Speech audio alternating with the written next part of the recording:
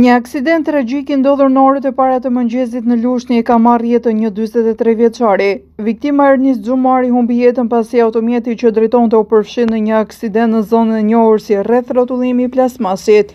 Sipas informacioneve paraprake nga policia, rreth orës 01:45 minuta, kamerat e sigurisë kanë konstatuar një automjet tip Mercedes-Benz duke kryer manovra të rrezikshme përpara komisariatit të policisë Lushnjë.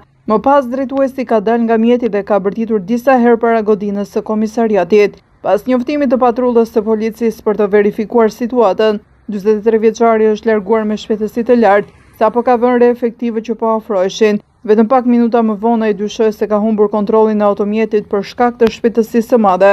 Mjeti fillimisht është përplasur me bordurat anësore të rreth rrotullimit, më pas me një shtyllë ndriçimi dhe ka përfunduar i përmbysur disa metra më tej. Përpasoj Ernis Xhumari ka ndërruar jetë në vendngjarje. Viktima rezulton të jetë vëllai i zëvendës ministres së mjedisit Elda Xhumari. Burime bëj Medis sa ishte arrestuar më parë për drejtim automjeti në gjendje të dëhur, por kishte shmangur pezullimin e lejes së drejtimit duke paguar 2 fishin e masës administrative.